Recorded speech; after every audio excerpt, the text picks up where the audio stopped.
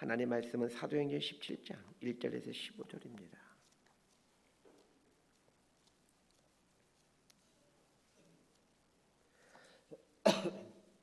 사도행전 17장 1절에서 15절까지 말씀 번갈아가며 읽습니다. 제가 먼저 읽겠습니다. 그들이 암비볼리와 아볼로니아로 다녀가 데살로니가에 이르니 거기 유대인의 회당이 있는지라.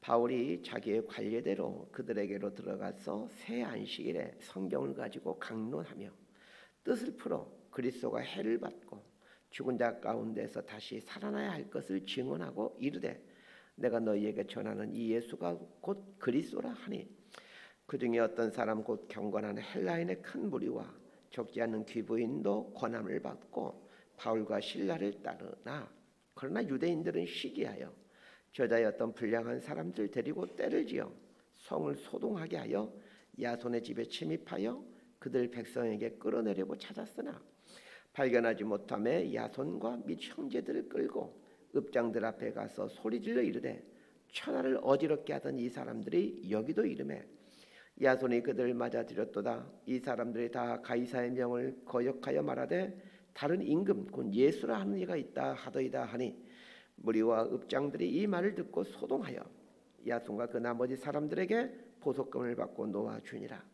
밤에 형제들이 곧 바울과 실라를 베레아로 보내니 그들이 이르러 유대인의 회당에 들어가니라.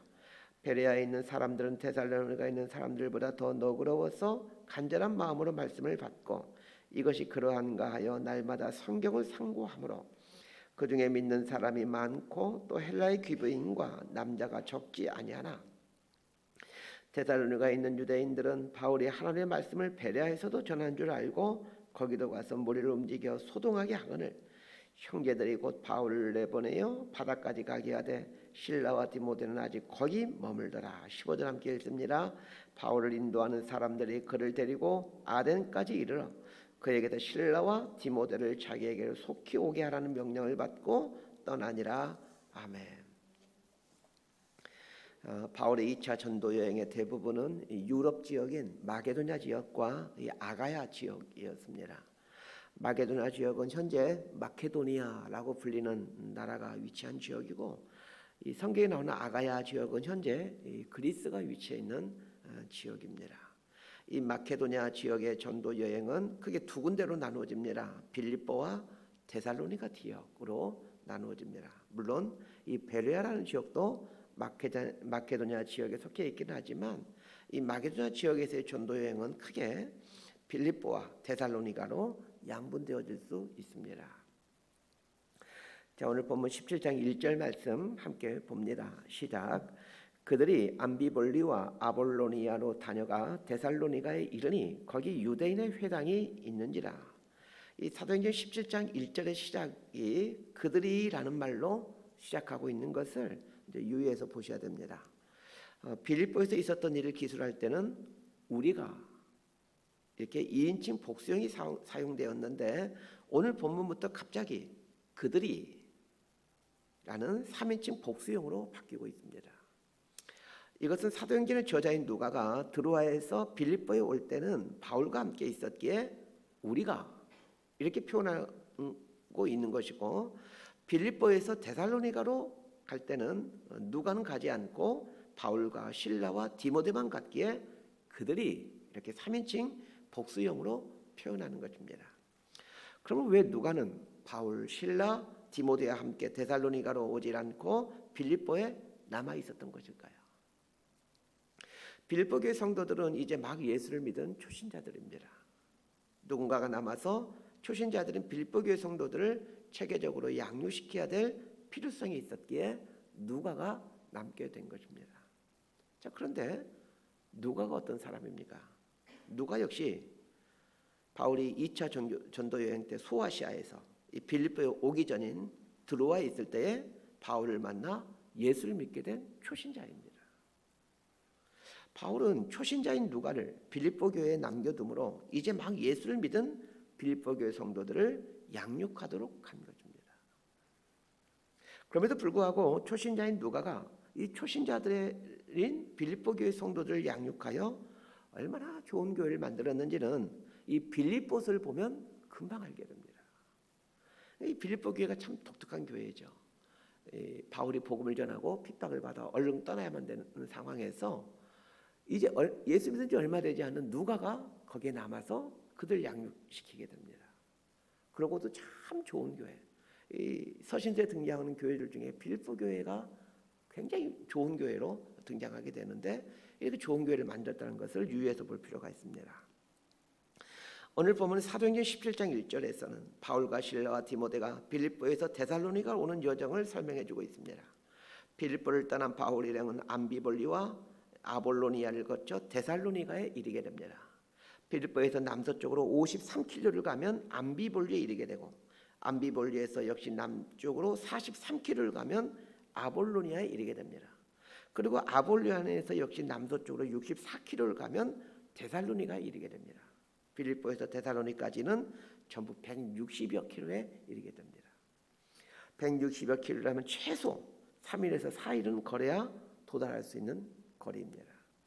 빌립보를 떠난 바울 일행이 암비볼리와 아볼로니아를 거쳐 데살로니가에 왔던 길은 로마가 닦아놓은 비아 에그나티아입니다. 라틴어로 비아라는 말은 길이라는 뜻입니다. 로마에서 시작된 비아 에그나티아는 마케도냐를 거쳐 소아시아, 심지어는 페르시아까지 연결되어 있는 거대한 도로입니다. 로마는 비아 에그나티아를 통해 유럽 지역은 물론이고 소아시아 지역인 터키 대륙 그리고 메소포타미아 문명권까지 점령하여 대제국을 이루게 됩니다. 바울 일행이 거닐었던 암비볼리, 아볼로니아, 데살로니가를 잇는 이 비아 에그나티아는 수백 년에 걸쳐 수많은 로마 군인들이 다른 나라를 침략하기 위해 지나갔던 욕망의 또 침탈의 도로였습니다. 전쟁을 치르기 위해, 그리고 전쟁을 치른 후에 로마로 돌아온 로마 군인들이 이 비아 에그나티아를 이용하였기에 그 길에는 늘 부상당한 군인들로 가득 차 있을 수밖에 없었습니다. 빌립보를 떠나 비아 에그나티아를 이용하여 암비볼리, 아볼로니아를 거쳐 데살로니가에 이르는 바울 일행의 모습을 한번 생각해 보십시다. 비아 에그나티아를 거닐었던 부상당한 수많은 로마 군인들처럼 바울과 실라의 몸은 부상병처럼 만신창이었습니다. 왜 그렇습니까? 빌립보에서 옷을 벗김당한 채 많은 매를 맞고 감옥에 갇힌 후 그 다음날 석방되어 바로 빌립보를 떠나 데살로니가로 향하고 있었기 때문입니다. 로마 군인들이 비아 에그나티아를 밟는 목적은 다른 사람을 죽임으로 자신의 욕망을 채우기 위함이었습니다. 반면에 많은 매를 맞고 쩔뚝거리며 걸을 수밖에 없었던 바울 일행이 비아 에그나티아를 밟게 되는 목적은 다른 사람들에게 생명을 전해주기 위함이었습니다. 바울은 많은 매를 맞음으로 만신창이가 된 몸이었지만 빌립보 감옥에서 나온 후 단 하루도 회복의 시간을 갖지 않았습니다. 감옥에서 나온 후 루리아의 집에 가서 형제들에게 안부를 전한 후 그들을 위로하고는 곧바로 빌립보를 떠났습니다. 자, 2절과 3절 말씀 함께 읽습니다. 시작. 바울이 자기의 관례대로 그들에게로 들어가서 새 안식일에 성경을 가지고 강론하며 뜻을 풀어 그리스도가 해를 받고 죽은 자 가운데서 다시 살아나야 할 것을 증언하고 이르되 내가 너희에게 전하는 이 예수가 곧 그리스도라 하니. 이 데살로니가는 마게도냐의 주도로서 당시 인구가 20만 명에 달하는 아주 큰 상업 도시였습니다. 이 네르만을 끼고 형성된 항구 도시인데 동쪽으로는 에게해가 펼쳐져 있고 서쪽으로는 앞에서 거론하였던 육로인 비아 에그나티아가 펼쳐져 있는 교통의 요지이기도 했습니다. 데살로니가에는 유대인 회당이 있었습니다. 바울은 늘 해오던 대로 유대인 회당에 찾아 들어가 3주에 걸쳐 성경을 강론합니다.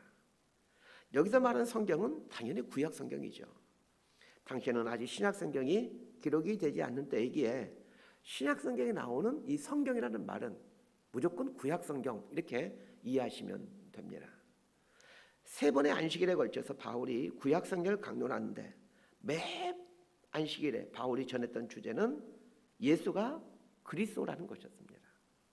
이 그리스도라는 말은 구원자라는 뜻으로서 히브리어 메시아에 대한 헬라어 번역입니다. 예수님의 이름을 말할 때 예수 그리스도라고 말하곤 하는데 예수 그리스도라는 말의 뜻은 구원자 예수라는 뜻입니다. 좀 더 풀이해서 말한다면 예수님이 구원자입니다. 라는 뜻입니다. 바울에게 방대한 구약 성경을 한마디로 정리하라고 한다면 바울은 주저하지 않고 이렇게 정의할 것입니다. 예수가 그리스도시다. 구약 성경은 하나님께서 인간을 구원하시기 위해 구원자를 보내셨다는 것과 그 구원자가 어떤 분인지에 대해 말해주는 책이 구약 성경입니다. 그래서 구약 성경을 천천히 살펴보면 인간을 구원하시기 위한 메시아가 어떤 특징을 갖고 있는지에 대해서 잘 알게 됩니다. 구약 성경을 통해 하나님께서 보여주신 이 그리스도 구원자는 두 가지의 모양을 갖고 있습니다. 첫 번째는 해를 받는다라는 것이고, 두 번째는 해를 받은 후 다시 살아나는 것입니다. 구약 성경을 통해 하나님께서 계시해 준 메시아의 모습은 사람들이 생각하고 있던 메시아와는 정반대의 모습입니다. 사람들이 생각하는 메시아는 강한 힘과 큰 능력을 갖고 있는 분입니다. 그건 하나님께서 성경을 통해 계시해 준 메시아는 해를 받아 죽임을 당하는 가장 약한 모습을 가진 분이십니다. 구약 성경을 하나님의 말씀으로 인정하여 구약 성경을 매일 상고하고 연구하고 배우는 유대인들조차도 성경에 장차올 메시아는 해를 받아 죽임을 당해야 된다라고 분명하게 나와 있지만 그들은 그렇게 믿지를 않았습니다. 바울이 성경을 깊이 알고 있는 유대인들에게 하나님이 택하신 메시아는 해를 받고 죽임을 당해야 된다는 것을 3주 동안이나 강론했던 것은 성경을 잘 알고 있는 유대인들조차도 메시아에 대해 얼마나 잘못된 생각을 갖고 있었는지를 말해주는 것입니다. 구약 성경을 정말 매 순간 공부하고 연구하고 배우는 유대인들조차도 구약 성경의 핵심이 장차올 메시아에 대한 내용이고 그 메시아가 해를 받게 되고 다시 살아야 된다는 내용이 핵심 내용임에도 그들은 그렇게 생각하지 않았다는 것입니다. 이 얼마나 큰 아이러니입니까? 그런데 이것은 우리 그리스도인들에게도 충분히 일어날 수 있는 일이라는 것입니다. 성경에 나오는 예수님을 믿고 있는 것이 아니라 자신이 생각하고 있는 예수님을 믿습니다. 하나님은 성경 말씀을 통해 메시아는 반드시 고난을 받고 죽임을 당해야 된다는 것을 누차 말해주고 있지만 수천 년 동안 성경 말씀을 상고하며 공부해왔던 유대인들은 능력과 힘을 가진 메시아를 대망해왔습니다. 심지어는 지금도 이스라엘의 유대인들은 메시아를 갈망하고 있는데 그들이 기다리고 있는 메시아는 능력과 힘을 가진 메시아입니다. 그러면 하나님께서 택하신 메시아는 왜 고난을 받고 죽어야 하는 것입니까? 그 이유는 너무나도 간단합니다. 우리의 죄에 대해 대신 형벌을 당해야 하기 때문입니다. 바울은 구약 성경을 강론하면서 예수님이 하나님께서 세우신 바로 그 메시아임을 설명하였습니다. 그런데 바울이 구약 성경에서 예언된 메시아가 예수님임을 성경 말씀을 근거로 하여 설명하고 있는데, 자, 이 부분을 오늘 본문 3절에서는 증언하였다 이렇게 표현하고 있습니다. 여러분 성경책이 있으신 분들은 증언하였다 여기에다가 이렇게 밑줄을 그어 놓으시길 바랍니다. 3절 말씀을 제가 다시 한번 읽어드립니다. 뜻을 풀어 그리스도가 해를 받고 죽은 자 가운데서 다시 살아나야 할 것을 증언하고 이르되 내가 너희에게 전하는 이 예수가 곧 그리스도라 하니. 자, 이 증언하다라는 헬라어 단어는 이 파라티테미라는 단어입니다. 이 파라티테미라는 단어는 이 파라라는 전치사와 티템이라는 동사의 합성어입니다. 파라, 옆에라는 뜻의 전치사이죠. 티템이, 놓다라는 뜻의 동사입니다. 직역하면 옆에 놓다라는 뜻입니다. 상식적으로 생각해 보면 바울이 구약 성경에서 말해주고 있는 메시아가 어떤 모습인지를 지금 유대인들에게 회당에 있는 사람들에게 설명해주고 있었기에 설명하였다. 이런 뜻을 가진 단어를 쓰는 게 합당합니다. 그런데 사도행전의 저자인 누가는 바울이 구약 성경에 계시된 메시아에 대해 해를 받고 다시 살아나야 될 것을 말하면서 옆에 놓았다라는 뜻인 파라티템이라는 단어를 쓰고 있다는 것입니다. 파라티템이라는 단어의 뜻이 옆에 놓다라는 뜻이기 때문에 원문에 충실하게 번역하면 그리스도가 해를 받고 죽은 자 가운데서 다시 살아나게 된 것을 그들 옆에 놓았다. 이렇게 직역할 수 있습니다. 원문에 충실하게 번역하고자 노력했던 공동 번역본 성경을 보게 되면 이 증언하고라는 말 대신에 보여주었다. 이렇게 번역하고 있고 표준 세번역 성경에서는 해석하고 증명하였다. 이렇게 번역해주고 있습니다. 바울이 데살로니가 유대인 회당에서 예수님의 구원자이심을 구약 성경을 통해 설명해 주었는데 성경의 저자는 단순히 바울이 설명했다라고 표현하지 않고 옆에 두었다, 보여주었다와 같은 뜻을 가진 단어를 사용하고 있다는 것을 유의해서 보셔야 됩니다. 이 구절을 깊이 묵상하다 보면 그 만신창이가 된 몸으로 데살로니가의 유대인 회당에서 힘있게 설교하는 바울의 모습이 죽임을 당하고 다시 살아나셨던 이 메시아와 오버랩된다는 것을 알게 됩니다. 데살로니가 회당에서 바울은 메시아는 고난받아 죽어야 하며 동시에 하나님께서 죽임을 당한 메시아를 다시 살려내셨다. 이 말을 함으로 예수님이 메시아임을 말해주고 있습니다. 그러나 바울은 단순히 메시아에 대한 설명만을 하지 않았습니다. 자신의 모습을 통해서 예수님이 메시아임을 증명해주고 있는 것입니다. 바울의 어떤 모습이 예수님이 메시아임을 증명해주고 있는 것입니까? 앞에서 설명드린 것처럼 바울은 불과 며칠 전에 빌립보에서 심한 매를 맞아 온몸이 만신창이 상태입니다. 더군다나 그 만신창의 몸을 이끌고 사력을 다해 160km 떨어진 데살로니가에 왔습니다.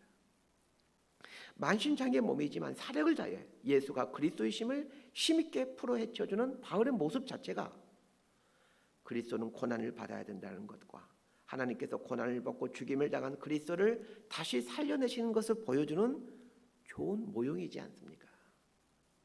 오늘 본문에서 바울은 그리스도에 대해 설명하면서 그리스도가 해를 받고 죽은 자 가운데서 다시 살아나야 될 것이라고 말해줍니다. 해를 받고 살아나는 것에 대해서 이 반드시 해야 될 것이라는 뜻을 가진 day라는 동사를 쓰고 있습니다. 이 day라는 동사는 영어로 전환하면 must need입니다. 반드시 해야 된다는 뜻입니다. 하나님께서 인간을 구원하기 위해 세우신 메시아 구원자는 반드시 해를 받아야만 하고 또 반드시 하나님께서 다시 살려내야만 한다는 뜻입니다. 그리스도가 되기 위해서는 반드시 해를 받아야 하고 반드시 하나님으로부터 다시 살림을 받아야 되듯이 그리스도인이 되는 것도 동일한 과정을 거치게 됩니다. 왜냐하면 그리스도인이라는 말의 뜻이 예수님을 따르는 사람이라는 뜻으로 예수님이 가신 길을 가는 사람이 그리스도인이기 때문입니다. 왜 예수가 메시아임을 설명하는 바울의 모습을 표현하면서 예수가 메시아임을 설명했다 이렇게 쓰질 않고 예수가 메시아임을 증언했다라고 했는지 이제 그 이유를 알게 됩니다. 그리스도인은 예수가 그리스도임을 설명해 주는 사람이 아니라 보여주는 사람임을 말해주기 위함입니다. 이런 관점으로 전도 여행을 하고 있는 바울에 대해 기록하고 있는 사도행전의 기록을 눈여겨보십시다. 공통적인 사항을 발견하게 됩니다. 바울은 가는 곳마다 고난을 당했습니다. 사도행전을 잘 읽어보십시오. 어느 한 곳에서도 고난당하지 않은 곳이 없습니다. 마치 예수님께서 해를 당하신 것처럼 말입니다. 그러나 고난을 당한 모든 곳에서 놀라운 구원의 열매를 맺어갑니다. 마치 죽임당하신 예수님께서 부활하신 것처럼 말입니다. 그렇다면 이것은 그리스도인의 삶의 패턴이라는 것을 알게 됩니다. 그리스도인은 일상의 삶에서 고난을 선택하는 사람입니다.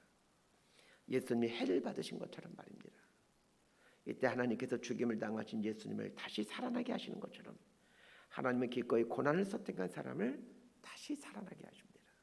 그렇게 함으로 그 사람을 통해 예수가 그리스도이심을 증언해 가도록 하십니다. 말씀 정리합니다. 빌립보에서 심한 매를 맞아 만신창인 몸으로 비아 에그나티아를 따라 데살로니가 향하는 바울 일행을 묵상해 봅시다. 유대교 역사 중 최고의 스승이라 일컬음받는 이 가말리엘이라는 대스승으로부터 구약 성경을 배운 바울이었기에 구약 성경에 대한 지식은 하늘을 찌르고도 남았습니다. 그러나 바울은 구약 성경에 계시되어진 메시아를 현란한 지식으로 설명하지 않았습니다. 예수님이 고난을 받으셔야만 했던 것처럼 그 스스로가 고난받은 몸으로 사람들 앞에 섰습니다. 그 순간 바울의 입에서 나온 예수가 그리스도가 되기 위해서는 반드시 고난을 받아야 됩니다 라는 그의 말은 실체가 돼요. 데살로니가에 살고 있는 경건한 헬라인들의 마음을 흔들어 놓았습니다. 성도 여러분, 예수님이 그리스도가 되기 위해 반드시 고난을 받으셔야 했던 것처럼 우리 역시 그리스도인이 되기 위해 십자가를 지는 것을 마땅히 여기며 사십시다. 그렇게 살 때 하나님께서 해를 받으신 예수님을 다시 살아나게 하심으로 그리스도가 되게 하셨듯이 저와 여러분의 삶도 하나님께서 일으켜 세워주심으로 참 그리스도인으로 승화시켜 주십니다. 그래야 할 때 바울의 인생 발자국이 모든 그리스도인의 인생 이정표가 되었듯이 저와 여러분의 작은 인생 발자국도 우리 자녀들에게 또 믿음의 계승자들에게 믿음의 이정표가 됩니다. 이런 삶을 살아가는 저와 여러분의 삶이 되기를 진심으로 소망하고 축복합니다. 기도하겠습니다. 하나님 아버지, 예수님이 고난을 당하셔야만 그리스도가 될 수 있었고 고난을 당한 예수님을 하나님께서 일으켜 세워주셔야만 그리스도가 될 수 있다는 것을 알게 됩니다. 예수를 믿는 그리스도인이 된다는 것은 예수님의 길을 가는 사람이 된다는 것임을 알게 됩니다.